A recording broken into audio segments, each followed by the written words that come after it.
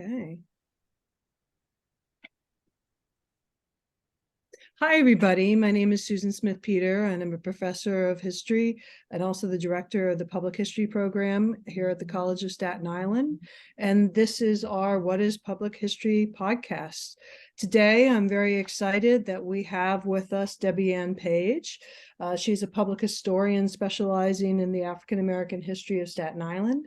She's a graduate of the History MA program at CSI and at the College of Staten Island, and she's currently an EDD student at the Community-Based Leadership Program, also at CSI, and she has been doing many different public history projects here on the island, which we will be happy to talk about during the podcast. And I think it'd also be good for our co-hosts to also introduce themselves briefly, and then we'll go into the questions. So, Joe, you want to tell us?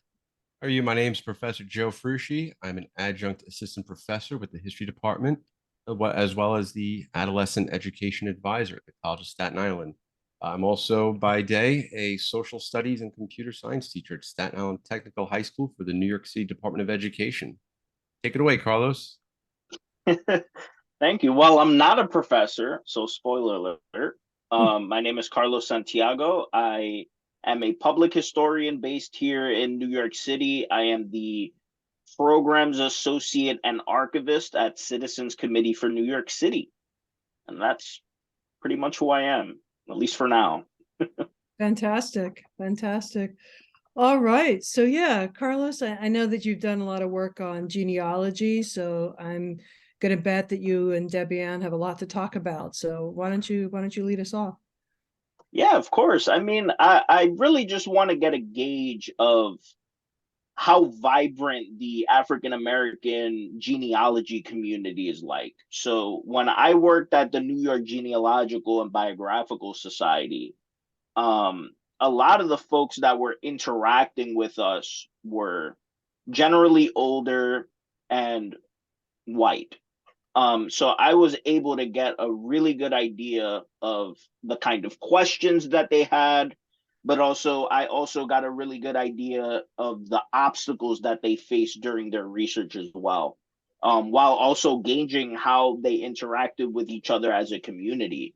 So as someone like me who wasn't really much exposed to the African American genealogy community, please speak, to how vibrant this community is as they research their family history. So thank you for that, and thank you for having me. So let me say this. The African American Genealogical Society or organization community is extremely vibrant. I actually am the co-president of the Staten Island chapter of the Afro-American Historical and Genealogical Society. That particular organization was founded in DC in 1970. And so what happened is that you're correct in the outward facing. The documents were created by white people, right, or those who would identify that way. So, and it's also it also is a it's an expensive quote unquote hobby, and so the assumptions were that not a lot of African Americans were doing the work, but truth is that we've been doing this work for a long time. I personally have been engaged in genealogical work for since 1995. I can remember the first time that I did it.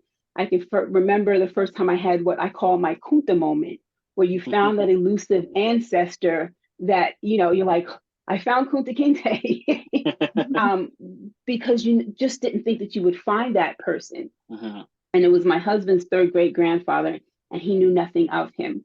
And so it was done so that my children would have something to examine and look at. And since then, I realized that it's a large community. We are the OGS is a national organization that has chapters across, obviously across the country. We have at least 2 chapters here in New York, of which the Staten Island chapter is the most recent. And so it is difficult to do the work. We have in the African American community what we call the 1870 brick wall, because prior to 1870, the majority of African Americans were enslaved here. And so the documents that you look for are quite different than those who would identify as free. And so if you are free prior to the Civil War, typically as an African American, you're looking for the same records. But if not, you have to look through the records, ask different questions to find those answers that you're looking for. It's just as one brief example, my husband's family, his 4th great grandmother, I know, was enslaved. And so I have a project where I was, quote unquote, looking for the plantation of Fanny Billups, who is his 4th great grandmother. And I found her in the probate records of her enslaver, who died intestate, meaning without a will.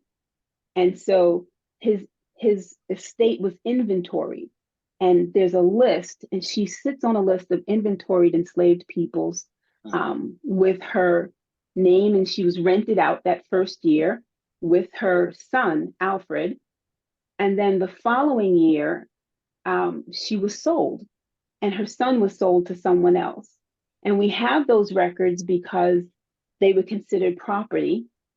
And so they had to value the estate. And in valuing the estate, I was able to uncover who my husband's enslaved ancestors were. Wow, that's really incredible. Especially like just hearing you speak of that, it's like you encountered this record set and you uncovered the context around it to try to extract that information, right? So one of my questions here now is, how important is it, especially when you're like confronting that research brick wall, like how important is it for you as a researcher to be creative in how you approach records? The way African Americans approach, or people of African descent approach the records, is always creative. You've always got to look at the record, any simplistic record, and then say, how do my people fit in this? Like, wait a minute, what's going on? What's happening during this time? So I'll tell you, I kind of fell into this idea of history and public history because of the genealogy. So as I'm looking at the documents and looking at the records, I'm saying, I have to know the history of the place in order to know what even records to go find, or what records are available. There's a thing in the southern states called delayed birth certificates, or delayed birth certificates. And those came about because of the FDR, alphabet soup, the Social Security laws, because they weren't documenting the births of people of African descent, especially those who were formerly enslaved, who would have been at the age who were eligible to receive Social Security. So I had to know the history of North Carolina, that they even created this thing called delayed birth certificates, to even then go and hunt them down to see if I can find them, to see if I can find who's in there. And then you can kind of step back and say, well, they're going to list the mother's name, the father's name, the date of birth, and that kind of opens up a lot of other records too. Right, exactly. And it's key, right? In that it's like incentivizing you to learn more. But at the same time, I can see that leading to some frustrations as well.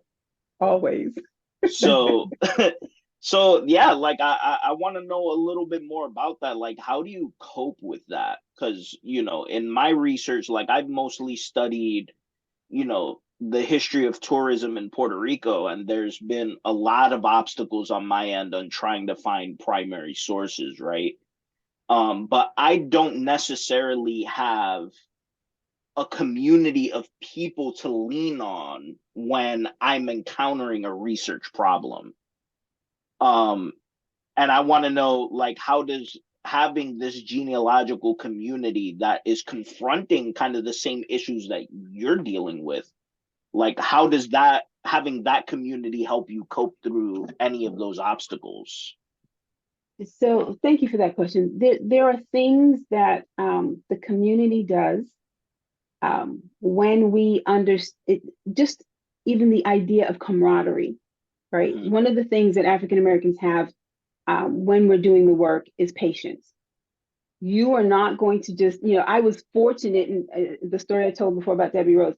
I was fortunate to be able to just kind of know those records, and because her family was situate in a particular place over, hundreds of years, it was easy to follow those documents. But the sale and the movement, all of those things, um, some people will be studying Alabama and others will be studying Oklahoma. Mhm. Some will be studying Oregon and California.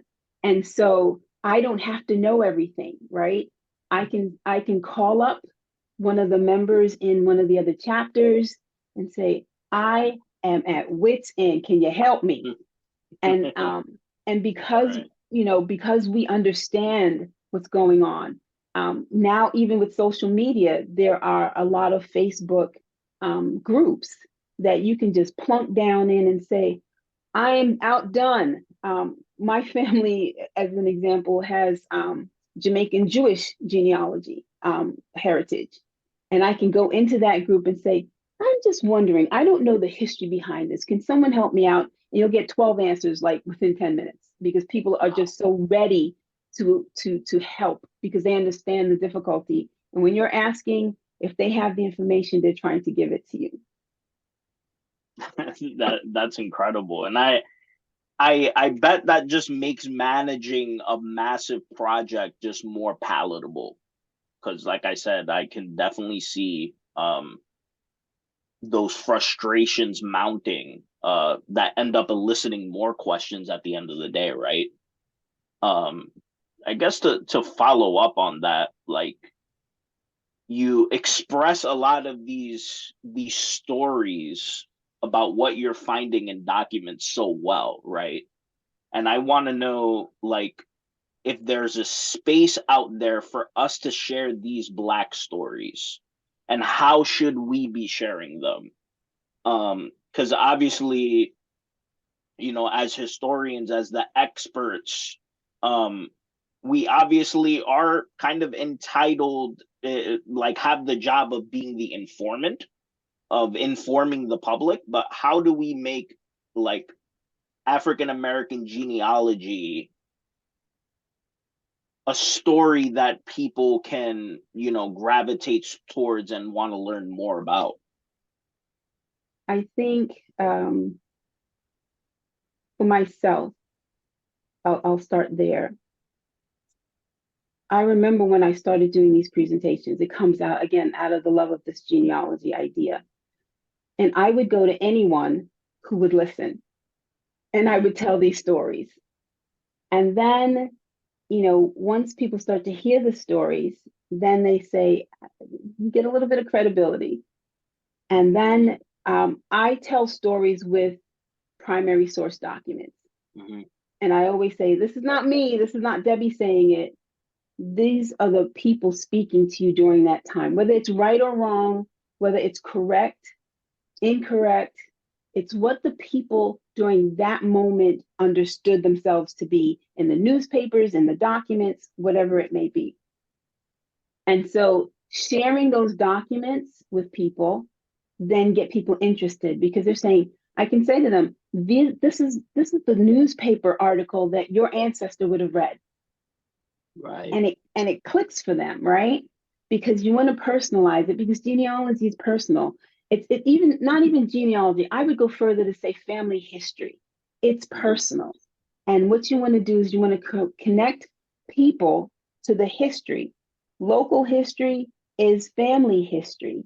Local history is national history. So George Washington, Thomas Jefferson, Frederick Douglass, they're these national figures, but they are localized, right? Mhm. They're in Virginia, they're in these smaller pockets, and the people of that community would know them. And when you explain history to people that way, it gets them interested, gets them even fired up. Actually, Gets us fired up for I just sure. want to follow up on something that's come out of this really interesting discussion. I mean, you were saying that the genealogy came first, and I'd like to hear a little bit more about your own personal history. So, am I right in understanding what you're saying is first you were working on the genealogy, and then you realized you needed the larger kind of historical picture and had to kind of get a grasp on the discipline of history, and that's why you went to school and with us and did that learning so you could put it in a larger context. Does that sound right? And maybe if you could tell us a That little bit about that that is story. that is exactly right. Yes. So again, I remember I was 12 when Roots came out, and I remember sitting cross-legged on the floor on this green, 1970s carpet, looking at the TV. It's a big box TV, and being enthralled, saying, "Wow, that person knows who they are and where they come from," and I've always wanted that. And so, you know, um, I started at CSI early, and met my husband there. We got married, left school, and we traveled with the Navy. And I remember right before we came back to the States, we were stationed in Puerto Rico. He brought home a book called Black Genesis, and it was about doing genealogy. And I thought, wow! So I studied this book, and I had no idea what they were talking about. And we moved to Virginia from Puerto Rico because we were living in Puerto Rico at the time for 4 years. And when I got to Virginia, the person across the street from me was doing some family research about her family. And she says, "Come on, let's go to the LDS church." And I was like, "I don't even know what that is." And so she took me there. It's the Latter-day Saints who have gone out across the world and microfilmed all of these records. And they so extremely helpful if you ever get in there. And so as I'm looking through things, names are just popping up, and you realize quickly that everybody has the same name, everybody comes from the same place. How do I distinguish between them? And so when we retired from the military and returned back to Staten Island, I said to my husband, "I think I want to go to school for history." And he's like, "Let's do it." So I started with a bachelor's. And as I was doing it, I realized that Staten Island has an interesting history, right? We had gotten this letter from a man named William Young, who was a part of the revolution, who left and went to Nova Scotia, and then he came back. And I'm saying, wait a minute, we're picking this letter apart, and this is the history discipline part, right? And so as you're going through it, I learned to pick apart a document to understand the grounding of it, right? What is it saying, and what is it not saying? And how do I answer the questions that I have with this document? And so, yeah, this is how I kind of got, again, how I fell into the history part of it. And then I realized I love talking. I love talking history. I love talking genealogy. So that's how I kind of fell again into the public history part of it. I have a question. By the way, I'm loving this conversation, by the way. And you mentioned something that just struck a chord with me because it's something I deal with every semester, every class, every student.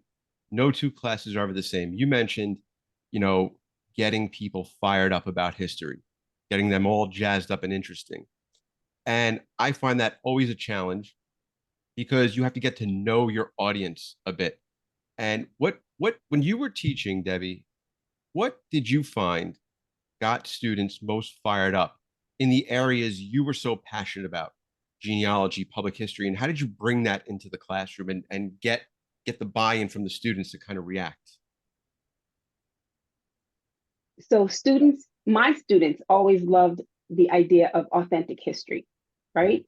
So it wasn't just a thing that happened in the past. I would bring it, I remember supplementing the um, the curriculum with different personalized things. And I could connect people, I could connect Staten Island typically to any situation.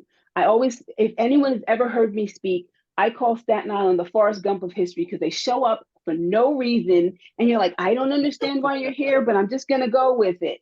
So if you look at an era, so you're talking about the revolution, right? When we did the what you call it convention, the Constitutional Convention, you go, wait a minute. So I was like, let's think about this, guys.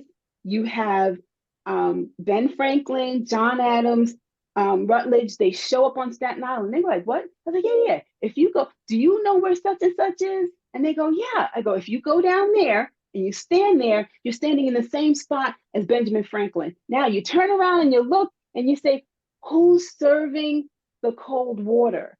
Those are enslaved people. And they go, what? And you go, yes. And when you help them connect it that way, I had one student who started out in the class in September, sitting in the back, always on the phone. And as I went through the process with them, and I taught that particular Core 100 class as an African American history class, and I connected all those pieces to African Americans. And this person identified as white and was really curious. And by the time we finished the class, that person sat in the front of the class and was like, wait a minute, are you saying to me? And I go, yep, I sure am. And here's what the documents say. What do you think about that? And they were actually engaging in all of these different things. There's a way to meet people where they are. What are you interested in? Nothing. Well, I'll tell you what, how about this? If we have to do this, let's look at it through this lens. Let's see what has happened. And when you show newspaper articles, I think that's the biggest thing for these, for student, anyone who's doing the history. They see these newspaper articles and they're like, they said what? That, look at this language. And I mean, I've watched, I teach, well, I shouldn't say I teach, I present to middle schoolers. They're my favorite because they start out not knowing anything, but you can draw those lines for them. And they were like, wait a minute, you're saying that they, like the draft riots, they're angry because they were Black and they did what?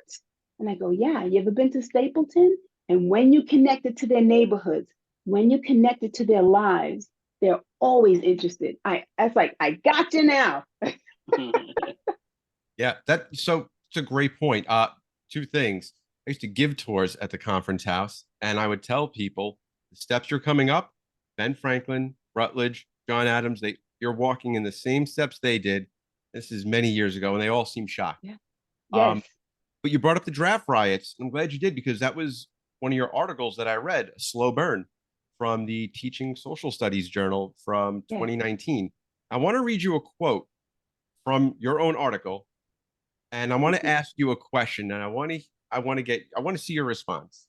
You write, on July 5th, 1827, nearly every African-American man, woman, and child gathered in Richmond County at the Swan Hotel to celebrate the official end of slavery in New York.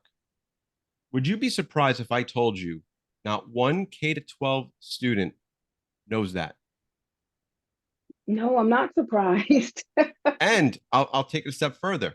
Would you be surprised? Okay, so first, most students think of the end of slavery as 1865. 13th Amendment, it's done, it's over with. There is no teaching in New York State about really digging deep into New York history, and even the New York City Department of Education digging into the local public history that I think can be so crucial in curriculum, let alone even after slavery is abolished here. No one knows how, I guess, I don't want to say crucial, but how New York would be involved in the illegal slave trading going on through the 1850s. none of that is ever taught. And I wanted to get your take on this. And because, I believe there is a chance now more than ever to truly advocate for changing curriculum. The problem I find with this, and it's not really a problem for educators. You give educators something, and if they're good at their job, they make it work. Yeah. It's the policymakers that are the ones that get to dictate curriculum and whatnot. And I think to start incorporating more of this much needed public history, if you're putting something into a curriculum, you have to take something out to make room for it in a 10-month school year. But my question to you is, how involved are you? I know very locally, you're very much involved in the Staten Island public history, New York public history. Are you involved at all having conversations on policymaking, helping shape curriculum at the state level? So thank you for that. Yeah, I used to be, right, all the way up until September of last year. So for the past 17 years, I worked at an organization called the Council of State Governments, which is what you call an intergovernmental council, where states kind of get together to discuss those things they have in common in terms of policymaking. When I left, I was a senior policy analyst, and I had created what was a committee on the Council on Communities of Color. And in this, it allowed legislators of color in state government to get together and have very specific conversations regarding the policy work that they were doing. I was able to bring together people to have conversations. There was one conversation about 911, calling 911 on African Americans. That conversation sparked a bill, which eventually passed here in New York, so that it is now a misdemeanor for you to intentionally call the police, to falsely call the police on someone of color. With that said, one of the other things that I did during that time was to actually speak to legislators to say, we need to know the history. The history of the thing that you are trying to fix is really important. Our children don't know their history. How do we fix that? How do we write that in? New York State is actually at the cutting edge, right? They are the ones who are trying to implement these kinds of things. They're writing the laws. The problem, I think, is that they haven't figured out a way to aptly institute it, so to speak, right? They haven't figured out how to make it work. So that typically a bill is written, a law is passed, and then they say, hey, you at the local level, please go figure that out. And I think they're in the process of kind of trying to do that now. And it's a challenge. And I'll tell you what. So, right, New York, I would say New York, from what I've seen, would be more on the cutting edge than not. And even though education policy is pretty much at the state level, think of the imbalance. If we're at the cutting edge and still not seeing the changes that are much needed, think of what's happening across other states where we're now seeing books being banned. Yeah. Talking about Rosa Parks is banned in certain areas in Florida. Like, imagine that for a second. Unreal. So I go back and I think, would you, and I'm going to pose this question to you, would you be surprised to know that there was a segregated school for African Americans in Stapleton all the way up until 1898? I didn't know that, but I could imagine that. No. Literally I can imagine called, it, didn't know it though. right, literally called Colored School number 1 or number 3. Eventually it becomes PS 14. Okay. But parents locally, parents would take agency in trying to figure out how to get their children educated, especially, and I mean intentionally, people of African descent were trying to figure out a way. Who do we talk to? How do we get this thing done? Oftentimes they had to supplement this information themselves.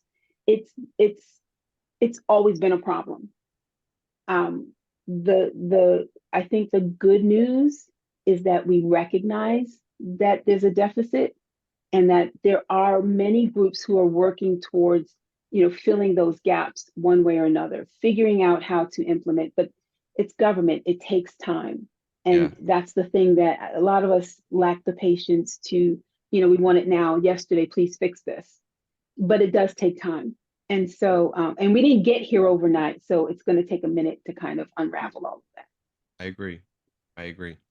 Yeah. Yeah, I actually wanted to jump in and ask sort of more broadly outside of the classroom, what are some of the things and public history projects, not ones that you would do, but that are more at various institutions that you think would be most beneficial in bringing the history of African Americans in Staten Island to this larger public at various institutions and oftentimes just at various sites, parks, Right. Streets. And I mean, what do you see as some of the key things that still need to be done? There is a project that I'm currently working on with the Staten Island Museum called ACE-GEN. It's the Access, Collaboration, and Equity Initiative, where we've taken the records, the burial records from Frederick Douglass Memorial Park, which is the African American cemetery here on Staten Island, created out of this idea of segregation and empowerment. So it was created by, I believe it was 12 funeral directors from Harlem who were relegated to the segregated areas of places like Moravian Cemetery or Silvermount. And so they wanted a place that we could bury our dead with great dignity. And they created this beautiful park in 1935. And it really is a park atmosphere. People are actually walking around there like it's a park. And the idea was to be able to come and have a picnic and put the blanket down and talk to your people. So with that said, these records are really important because they not only tell the story of Staten Island, being a place that is thwarting segregation, but the records themselves are listed. A majority of them are coming out of Harlem. A lot of them are B-level jazz or Harlem Renaissance people. So there's multi-layered histories buried in those records, right? And so being able to unpack that, to transcribe those and have them readily available to anyone across the world. I think one of the things that I'd like to see done is to have students now come in and help with these transcribe-a-thons. We've had, adults come in and help, but imagine having high schoolers come in and start to transcribe those records. It will, our high schoolers no longer learn cursive writing, so they can't even read the old documents. So this is a way to help them to be able to read the old language, right? And so also, as you go through it, there are things that happen that dawn on you, so to speak. One transcriber, as we were doing the transcribe-a-thon, said, "Aw," and we were like, "What happened?" And they said, "Look, it's a baby that's only 4 months." And the empathy and understanding and the connection to what was happening, that they realized that, the person, the person lost the baby. So whoever the person who purchased the grave lost this baby, and it was a family member. And so then you're able to talk it out. It has the possibilities of so many things in order to teach so many people, so many, in just a variety of ways. There's a port markers project that I'm also, I'm on the steering committee of that. We're just getting off the ground. This port markers project is about the Middle Passage. We don't know a lot about the Middle Passage, or we don't talk about a lot about the Middle Passage here through in New York. But when we look at the quarantine station, created by state law, 1799, burned down in 1858, that's a lot of years. And if you think that Staten Island is the most southern part of New York, and that as every ship that is coming into New York Harbor is mandated to be quarantined here for anywhere from 3 days to 10 days, 2 weeks. Slavers are anchored off of Staten Island's coast. They expand the wharves to accommodate slave ships, where you can see advertisements in the New York newspapers saying Alabama cotton for sale off the shores of Staten Island. So you can understand slavery, enslavement, the Middle Passage in its nuanceness as between North and South, right? In these different kinds of projects. And it really is just about putting a marker in a place, putting a bench down so that people can sit and contemplate what's happening. And those are just two, I got a million of them. Wow. That kind of just blew my mind, which probably should not have happened. But I mean, I had no idea that slave ships were coming to Staten Island. I mean, I always remember seeing a map of the Middle Passage, actually the whole process, and it always showed everything going to Charleston, so somehow it sort of seemed like Charleston was where it all was going, and then it was within the country. So knowing that New York Harbor was also a big destination is kind of an eye-opener.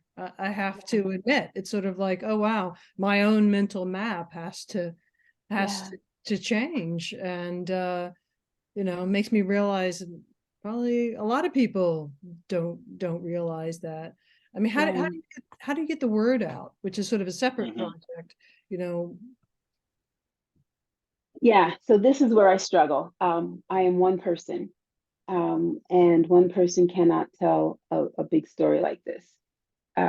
In the past, we've had several African American historians, local historians here on Staten Island, who have been telling the story, but I don't think they left enough evidence. I wouldn't say no evidence, because there are a few small books that are here. They didn't leave enough of the evidence behind for other historians to kind of step into it.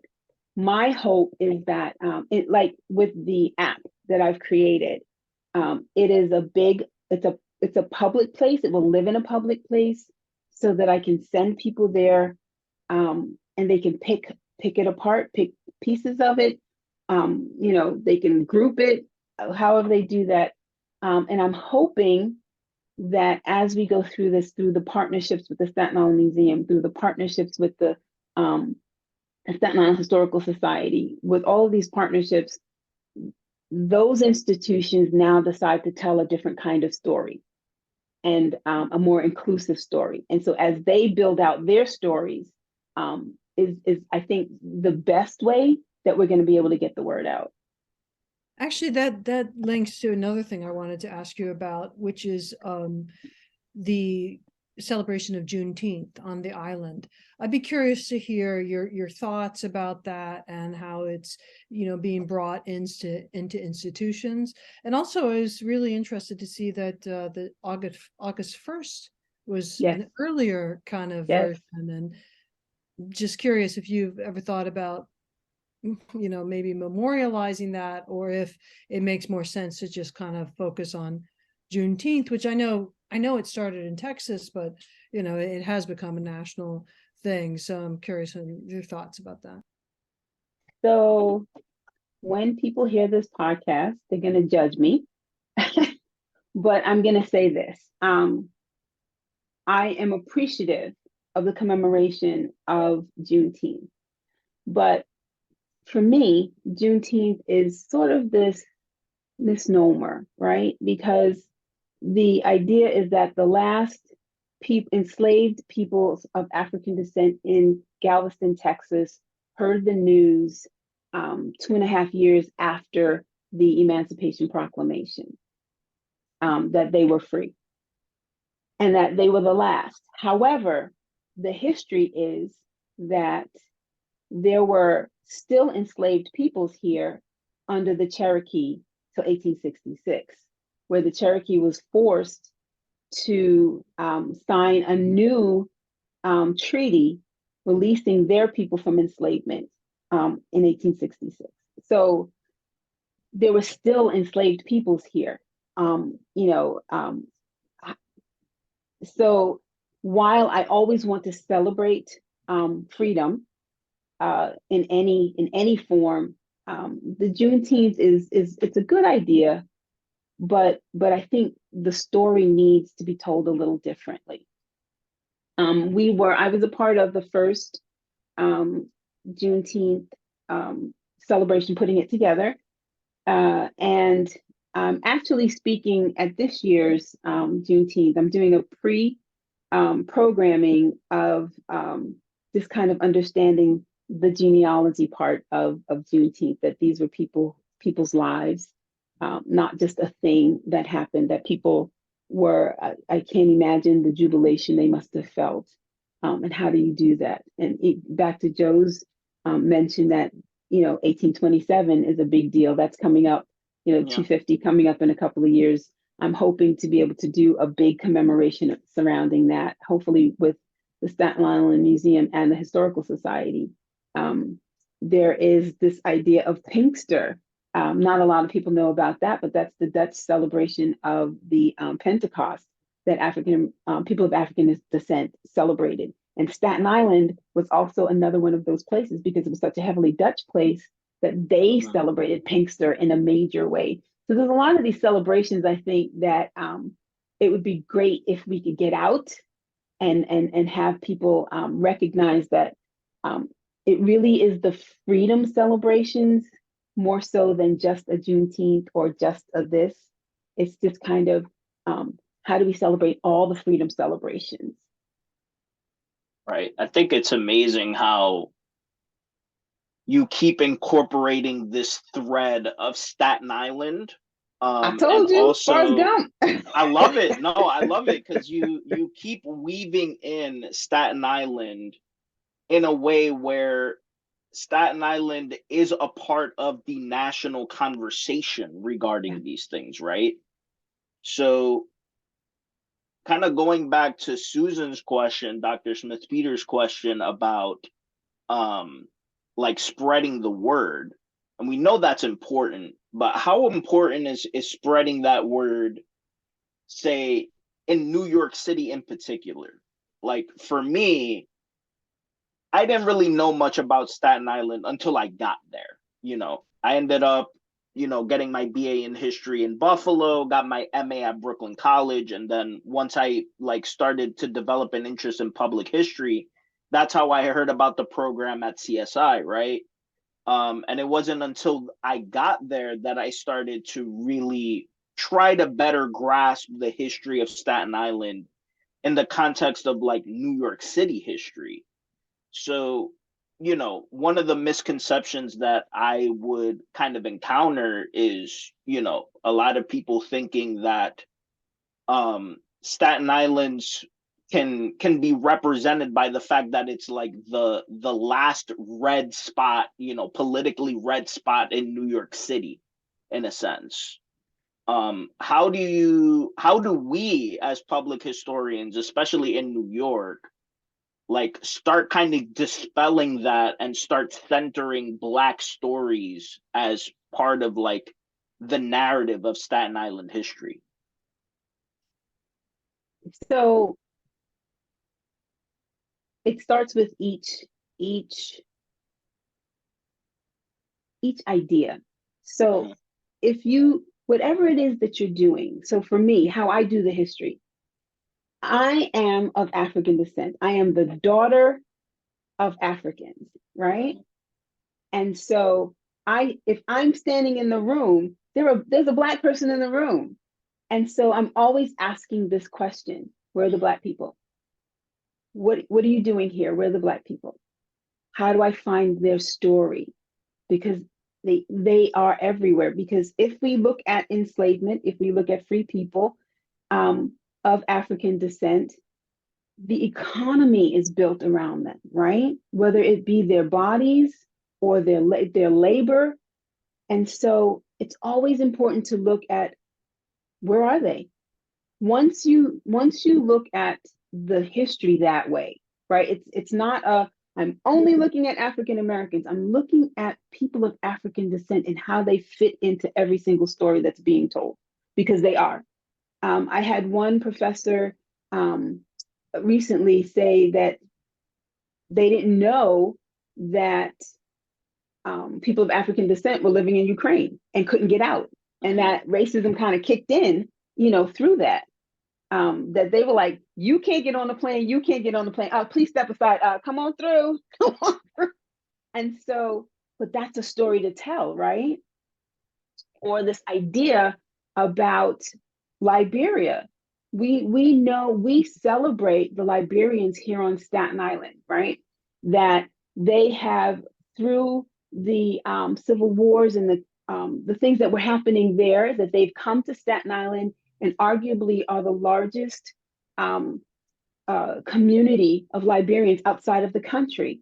But I say welcome home, right? Because in 1837, 1830s, 1840s, they left from Staten Island. Yeah. Those are the enslaved peoples who were only free when they got to Liberia. So again, it's as you look at all the stories, asking that question, where are the Black people? Where are the people of African descent? The stories then become inclusive. It's everybody's story. It's not just, I'm going to tell a story about Black people. I got to jump in here because Ukraine is my other big thing, and so yeah, I want to mention the situation with a lot of African students in Ukraine. And I don't know if you follow Kimberly St. Julian Varnon, KS Varnon. She is amazing. She's an African American historian of Ukraine and Russia, and she became very, very prominent with Brittany Griner. She's on MSNBC. Anyway, and she talks about how the African students, like in Sumi, were totally utilized and turned into a weapon by Russian propaganda. And so the story became, Ukraine is not allowing them to leave, when really it was the Russians who were not allowing them to leave. And she did an amazing job of getting in there and helping them to know that, what the real story was. But yeah, it was just a terrible thing to see how much Russia just instrumentalized them and instrumentalized their pain and their confusion. It was really something. And I want to mention, I don't know if you're familiar with Eurovision, but Eurovision is a really big, so it looks like you are, a really big deal in Europe. And the Eurovision, the official Eurovision song from Ukraine, it was sung by an African. I think he's a citizen of Ukraine now, but he came to Ukraine to study pharmacy. That's a very common thing that happens, and sang the song "Heart of Steel." I would recommend everybody to look this up. If you just look up Ukraine Eurovision 2023, he's singing it, and he's singing it mainly in English, and it's just amazing. And they didn't really expect to be chosen, but they were chosen, and I can see why, because just such a fantastic song. But in any case, you can see all these kind of interlacing layers of what is being used, what is being used as a practice of liberty in many ways, because that song "Heart of Steel" is like, you can't destroy me, I have a heart of steel. And he's singing for Ukraine, but he's also obviously singing for himself. One of the many Africans who went to Ukraine to study and then just decided to stay. But yeah, just putting that forward as one of the things that's interesting to look at, because these stories, like you say, where are the Black people? And You know, those questions are so important and have to be asked and answered. I'm glad that you're here to ask those questions. Thank you. Absolutely. Yeah. I want to ask you another question, Debbie. So I know you're in your Doctor of Ed program. I finished mine a few years ago, and I found having an undergrad and graduate background in history to help me immensely in the Doctor of Ed program. For example, my cohort was comprised of myself, maybe 2 or 3 other former history majors, a couple English majors. Then we had someone who was an MBA. We had another person who was a social worker. And through our cohort, I found that those that had the professional degrees, the MBA or the social work degree, were lagging behind in terms of conducting research, didn't really know how to conduct research, perhaps maybe on a social science level or historical level. So my question to you is, how have you found your background in historical research and genealogy helping you in your Doctor of Ed program? Um, how can I say this? It is the thing, right? like I would probably be one of those lagging behind as well. My first degree was in business. I have a bachelor's in business administration, human resource management. I hate business. Just gonna put that on the table. So when I had the opportunity to go and get this bachelor's in history, I was like, I'm gonna do it. And then I thought, why not go for the master's? I thought I was going to get a PhD, and I was like, I'm tired because I was working so many hours at the Council of State Governments. I thought, I can't do this. Again, I'm always falling into things, right? So I fell into this degree in EDD, and as I am going through it, I find I'm the only historian out of a cohort of we're 9 now, and most of them are. They are administrators in the CUNY, in higher ed, I should say it that way. And so what I find myself doing for my cohort members is contextualizing a lot of the work that we're doing. So if we're talking about the history of childcare or childcare trends, it's one of the classes we just left. I'm able to kind of step them through the eras, right? So they don't tend to think about things in eras. And so it's like, well, look, here is the early republic, and here is the antebellum, and here is the postbellum or the Reconstruction, and here is the progressive, and these are the different things that are happening during those eras. And they're like, oh, this is great. Sometimes I talk too much, and I go, hey, just stop me. And they're like, no, it's good for us because they don't have that context of history. And so I'm not only able to help myself, but I'm able to help my cohort members as well. Yeah, great point. Great point. Well, thanks so much. And, thanks for this fascinating discussion. It's really been illuminating. I mean, I've learned a lot, and I'm excited to keep on hearing about what you're doing. And, Thank you. keep in touch and this, be aware of what we're doing, because I think it's so important to tell all the stories of Staten Island. And that's one of the things that you're working on. And I think we are too. Thank you we're so grateful much. for you. We're definitely my grateful gosh. for all the work you're doing, for sure. Absolutely. Thank you for having me. This has been a pleasure. I was a little nervous, like, oh, what are we going to talk about? But you guys have made this just really easy and comfortable. And I appreciate the work that you all are doing. And so if I can be of any assistance at any time, give me a call. Thank you. Awesome. Thank you. I'll take you up on that. All right. All right. Thanks. Fantastic. So So we're good. Yeah, we're good. I think we can stop the recording. And